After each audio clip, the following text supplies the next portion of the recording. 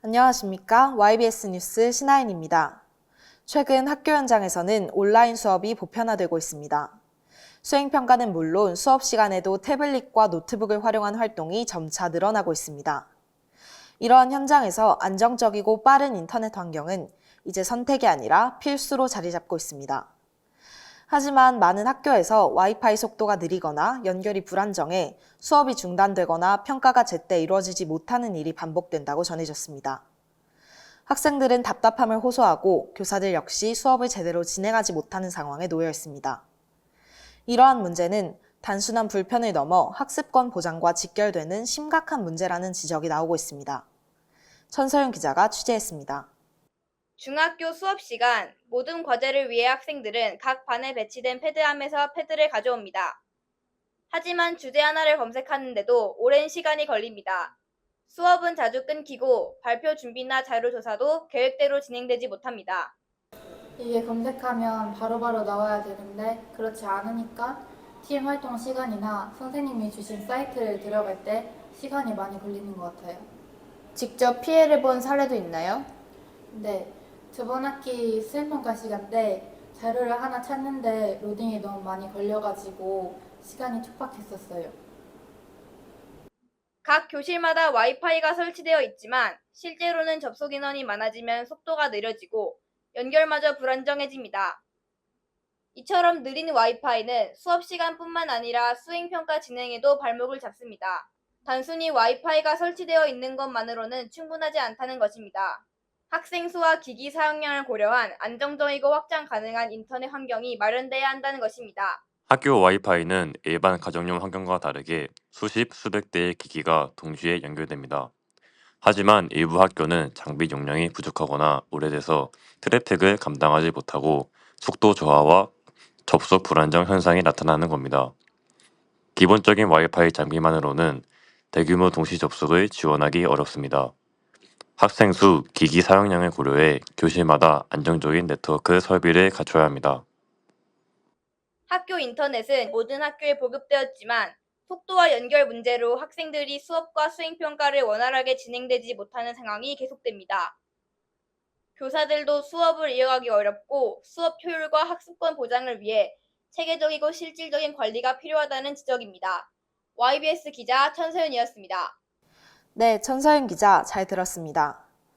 디지털 수업과 수행평가가 늘어나고 있는 교육 현장에서 안정적인 인터넷 환경은 선택이 아닌 필수입니다. 교육당국과 학교는 학생들이 수업에 집중하고 학습권을 보장받을 수 있도록 보다 체계적이고 실질적인 지원 방안을 마련해야 할 것으로 보입니다. 이상 YBS 뉴스 신하인이었습니다. 감사합니다.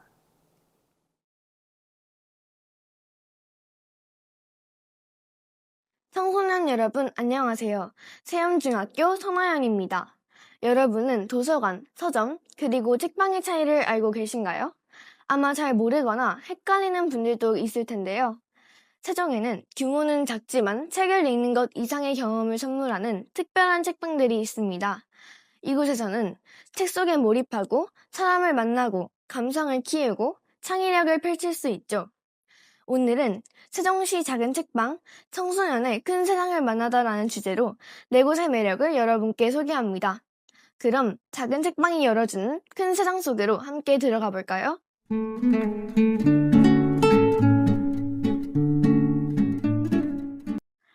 첫 번째 책방은 세종의 첫 독립책방인 전이면에 위치한 단비책방입니다. 관심 있는 책들 속에서 하루를 보내고 싶었던 적 있나요? 여기에서는 책과 함께 하룻밤을 보내는 북스테이가 가능하다고 합니다. 그렇다면 바로 현장으로 가볼까요? 안녕하세요. 저는 지금 단비책방 앞에 나와 있습니다. 이곳은 세종시 1호 독립책방이라고 하는데요. 아름다운 정원이 있는 주택인데 내부는 어떤 매력과 모습이 있는지 들어가 보도록 하겠습니다.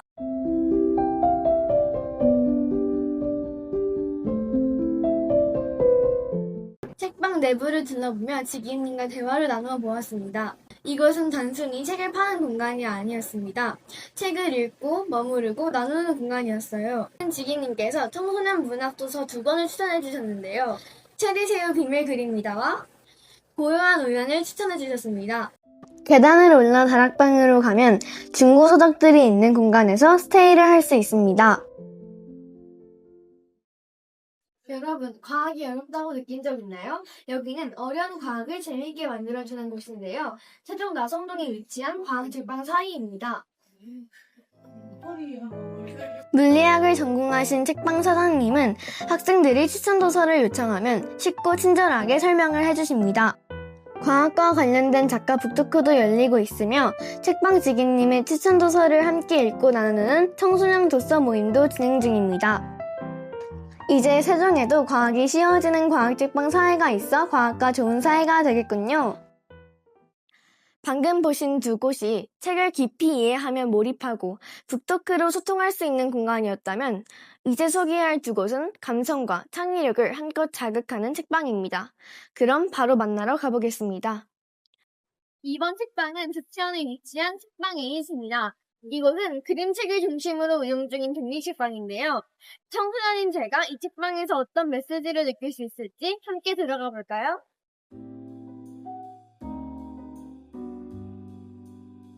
안녕하세요. 입구에 들어서자마자 보이는 아늑한 공간은 다양한 목적으로 대화가 가능한 공간이래요. 청소년들에게 추천하는 책이 무엇인가요?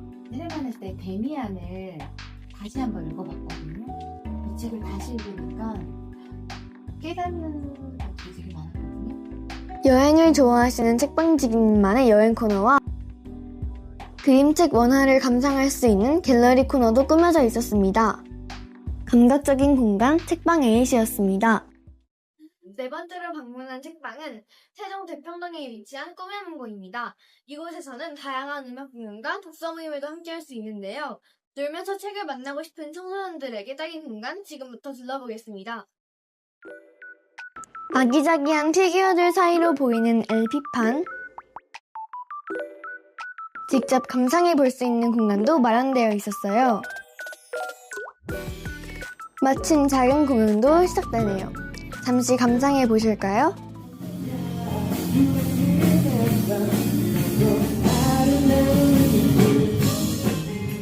2층에 올라가 보면 조용히 책을 읽거나 독서 모임이 가능한 공간이 마련되어 있었어요. 누구나 누릴 수 있는 복합문화 공간 꿈의 문고였습니다. 오늘 소개한 세종시의 책방들은 단순히 책만 읽는 곳이 아니라 책에 한 발짝 더 다가가고 친해질 수 있도록 도와주는 특별한 공간이었습니다. 청소년 여러분이 이런 책방에서 보고 싶은 책을 읽고 그 속에서 나를 발견한다면 더 크고 넓은 꿈의 우주를 만날 수 있을 거라고 생각합니다. 이번 소식을 통해 청소년 여러분이 책과 조금 더 가까워지는 계기가 되었길 바랍니다. 지금까지 세종시 독립책방 소식을 전한 청소년들을 위한 뉴스 선아연이었습니다. 오늘 준비한 소식은 여기까지입니다. 감사합니다.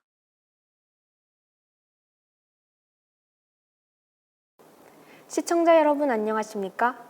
YBS 강예은입니다. 최근 자녀보호 기능에 대한 학생들의 불만의 목소리가 커지고 있습니다. 박정은 기자입니다. 친구와 온라인상에서 대화를 하고 있어도, 스마트 기기를 이용해 SNS를 사용하고 있어도 설정된 기기 사용 시간이 끝나면 가차없이 기기가 잠깁니다. 보호자의 터치 몇 번만으로 자녀의 현재 위치가 나오고 스마트 기기에서 벨이 울립니다. 이른바 자녀 보호 기능, 그중 일부 기능입니다. 친구들하고 카톡을 하다가 시간이 잠겨서 이야기를 제대로 못했었고요. 그런 다음에 위치 추적을 당해서 곤란해졌어요. 그런 다음에 패밀리 링크에서 알림이 계속 울려가지고 시끄러웠어요. 학생들의 스마트 기기 사용을 제한할 수 있는 자녀 보호 기능. 이러한 자녀 보호 기능은 학생들을 보호한다는 목적으로 특정 앱 사용 시간 설정과 제거 및 차단, 실시간 사이트 접속 여부, 대화 상대와 내용, 자녀의 위치 등을 확인할 수 있습니다.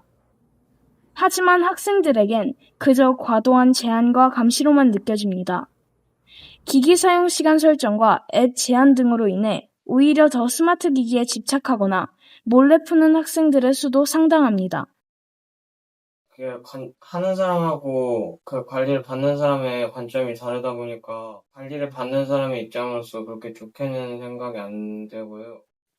학생들을 대상으로 한 설문조사에 따르면 현재 자녀보호 기능을 사용하는 학생은 75%, 사용하지 않는 학생은 25%로 나타났습니다. 또한 이들 중 약 94%는 자녀 보호 기능에 불만을 가지고 있다고 답하였습니다. 학생들이 지적하는 기능으로는 대화 내용 확인, 시간 설정, 위치 추적, 앱 제한 등이 있었습니다. 굉장히 열심히 하는 것 같고, 좀 불쌍하기도 했습니다. 조금 사용하는 친구를 보면 막 15분, 진짜 막 폰 한 번만 켜줘도 바로 끄고 막 좀 안타까웠어요. 막 핸드폰도 잘 사용 못하니까 연락도 잘 안 보고. 현재 자녀 보호 기능과 같이 앱을 차단하고 관리하는 국가는 대한민국뿐이라고 합니다. 과연 이렇게 강제적인 방법이 좋은 방법일지 의문입니다. 지금까지 자녀 보호 기능에 대한 소식이었습니다. 학생들과 보호자들 간의 적당한 타협점을 찾아 모두가 만족할 수 있을 만한 좋은 방법이 나와 학생들이 안전하고 즐겁게 스마트 기기를 사용할 수 있길 바랍니다. 이상으로 뉴스 마치겠습니다. 감사합니다.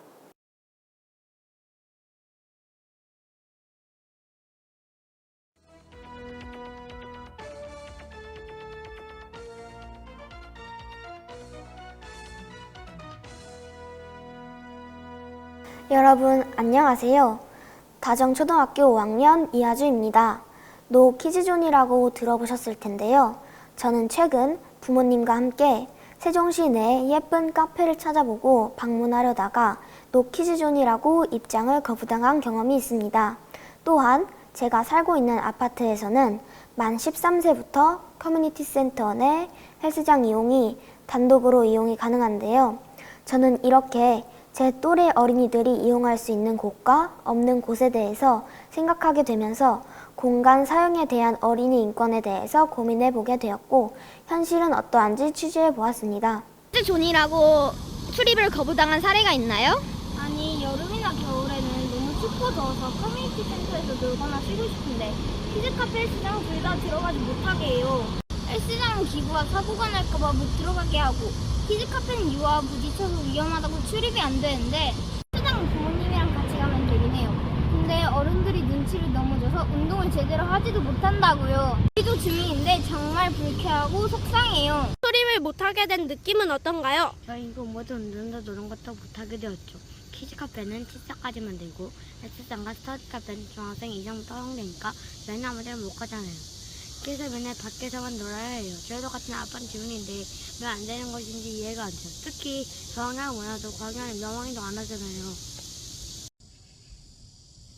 하지만 이러한 어린이들의 생각과는 달리 노키즈존으로 운영되는 시설이 인기를 끌고 있는데요. 세종시 노키즈존으로 검색해도 많은 곳이 노출되며 노키즈존이라 조용해서 좋다는 평도 쉽게 찾아볼 수 있습니다.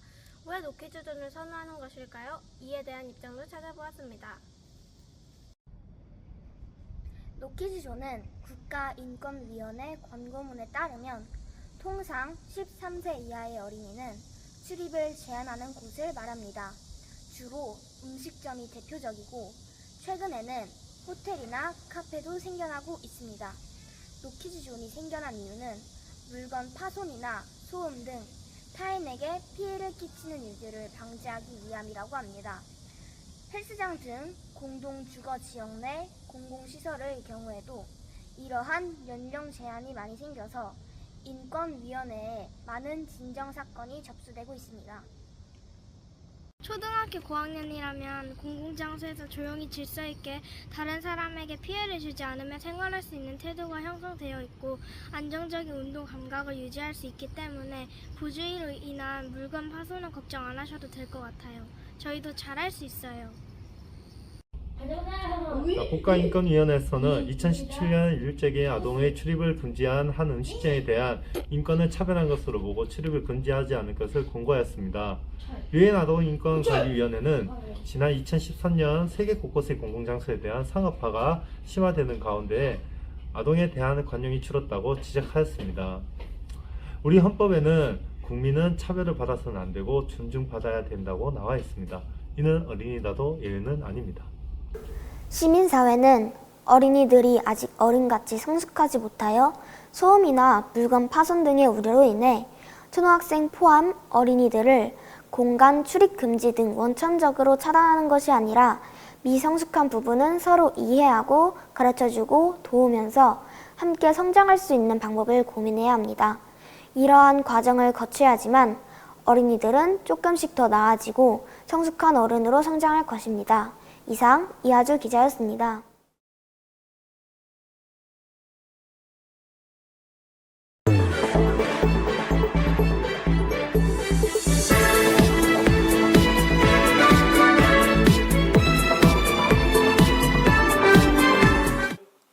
시청자 여러분 안녕하십니까? 뉴스를 시작하겠습니다. 오늘은 자전거 안전에 관한 뉴스입니다. 최근 이슈가 되고 있는 픽시 자전거를 아시나요? 최고 80km까지 올라가는 브레이크가 없는 경주용 자전거입니다. 이 자전거가 학생들에게서 유행을 타면서 교통사고가 발생하고 있습니다. 다른 지역에서는 중학생이 픽시 자전거를 타다 사망한 사건이 있습니다. 하지만 제재 규정이 없어 단속이 어렵다고 합니다.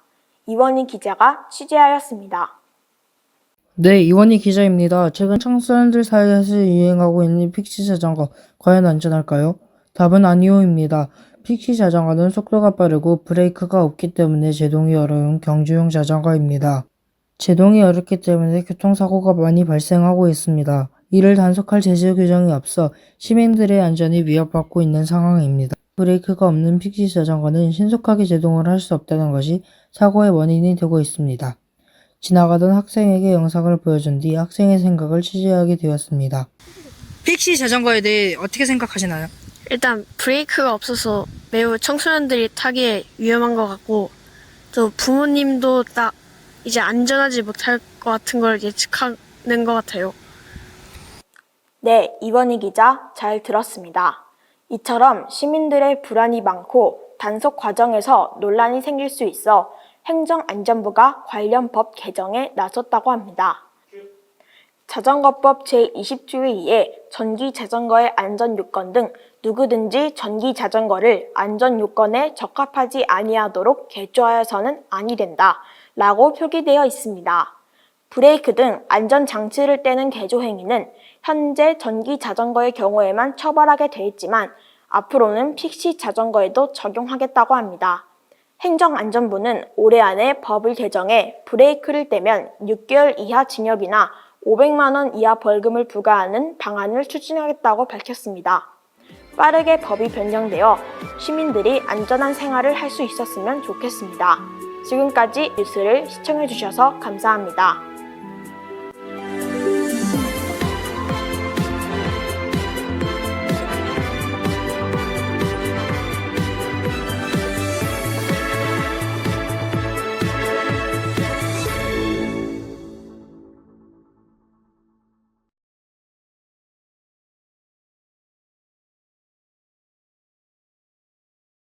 시청자 여러분 안녕하십니까?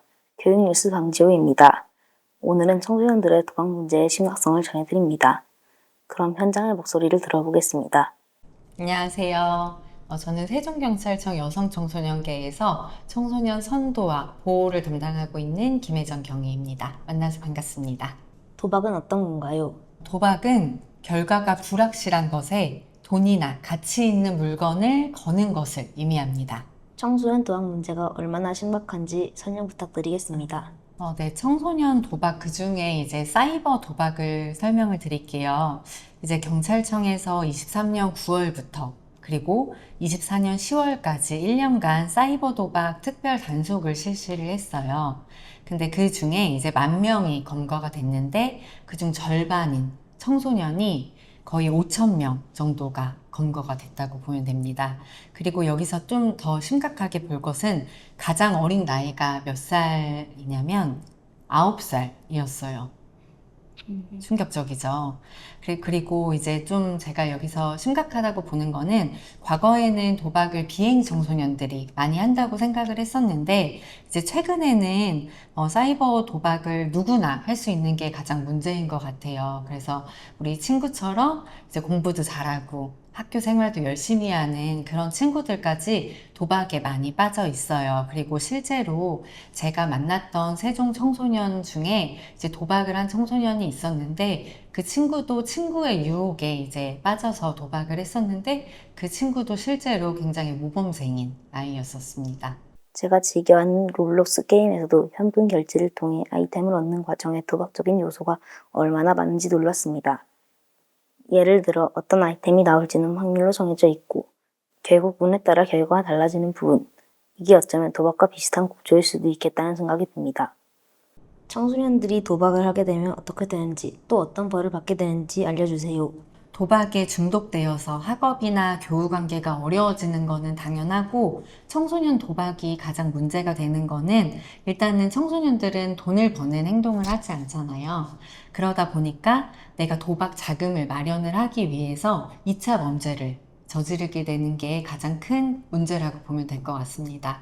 도박 자금 마련을 위해서 절도를 하거나 학교 폭력을 하거나 아니면은 도박 사이트를 운영하는 그런 행태를 볼 수가 있습니다. 그리고 또 도박 관련한 처벌 조항을 보면은 일단은 촉법소년은 처벌을 안 받는다고 생각을 많이 하는데 촉법소년 또한 소년보호재판을 통해서 보호 처분을 받고요. 그리고 또 범죄소년 같은 경우에는 형법 제245조에 의해서 도박을 한 사람은 1,000만 원 이하의 벌금, 그리고 상습 도박을 한 사람들은 3년 이하의 징역 또는 2천만 원 이하의 벌금에 처하게 됩니다. 마지막으로 청소년들에게 해주실 말씀이 있을까요? 일단 도박은 접하지 않는 것이 가장 중요하다고 이야기를 해주고 싶어요. 주변 친구들이 내가 돈을 땄는데 한번 해볼래? 이렇게 한번 권하더라도 혹은 도박은 게임이 아닐까? 라고 생각을 하더라도 도박은 절대 게임이 아니거든요. 그리고 범죄다 라고 생각을 하고 절대 접하지 않았으면 좋겠습니다. 그리고 또 혹시나 만약에 접해서 도박을 지금 하고 있는 이런 청소년이 있다면 지금 세종경찰청에서 4월부터 9월까지 내가 청소년 사이버 도박을 했다 라고 한 친구들을 대상으로 자진신고를 운영을 하고 있어요. 그래서 스스로 신고를 하고 내가 여기서 도움을 받을 수 있는 거를 받는 그런 좀 이제 과정이 되었으면 좋겠습니다. 정말 중요하고 무겁게 받아들여야 할 내용이었습니다. 도박은 단순한 재미가 아닌 우리 삶과 미래를 위협하는 심각한 문제입니다. 특히 우리 또래가 쉽게 접한 온라인 게임 속 확률형 아이템이나 현금 결제도 쉽게 지나칠 수 있는 도박적인 요소일 수 있다는 점, 항상 스스로 경계해야 한다는 사실 기억해 주시기 바랍니다. 문제가 있다면 자진신고를 통해 도움받을 수 있으며 이를 지원하는 제도도 마련되어 있습니다. 이상 교육뉴스 강지우였습니다. 시청해 주셔서 감사합니다.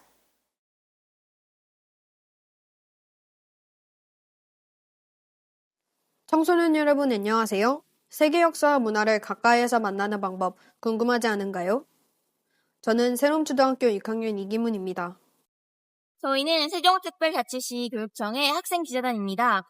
오늘은 서울의 국립중앙박물관 세계문화관에서 교과서 밖의 교실, 그리고 청소년이 공감하는 문화 다양성 이야기를 전해드립니다. 우리는 왜 다른 나라 문화에 대해 배워야 할까요? 이 질문을 시작으로 직접 보고, 듣고, 공감하는 박물관에서 다른 나라의 문화 체험을 해보겠습니다.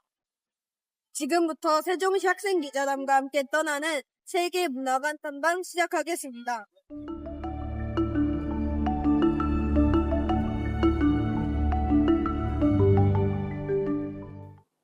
세계는 점점 더 가까워지고 있습니다. 이제 다른 나라의 역사와 문화를 이해하는 것은 미래를 준비하는 청소년들에겐 꼭 필요한 공부인데요. 그래서 저희는 직접 국립중앙박물관을 찾아가 중국과 일본, 그리고 오세아니아 전시를 취재하고 왔습니다. 국립중앙박물관의 세계문화관 특별전을 직접 다녀온 소식을 전해드립니다. 먼저 이지영 기자가 소개하는 중국관부터 만나보겠습니다. 중국 전시실에서는 다른 지역에 비해 여러 청자 작품들과 특히나 신기한 붉은 도자기, 그리고 여러 교상들을 만나볼 수 있습니다. 세계문화관 해설은 평일 하루 2번, 주말에는 13시 한 번만 진행하고 있습니다.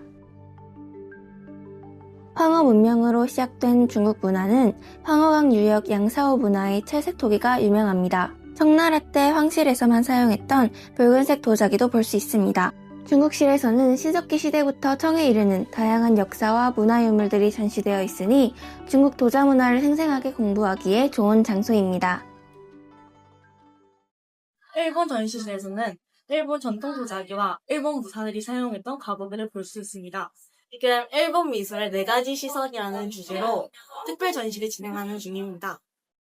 전시장 동선을 따라가다 보면 일본인들의 꾸밈에 대한 열정과 절제미도 엿볼 수 있으며 자연의 변화에 대한 순수와 일본 예술의 유쾌함까지도 느낄 수 있습니다.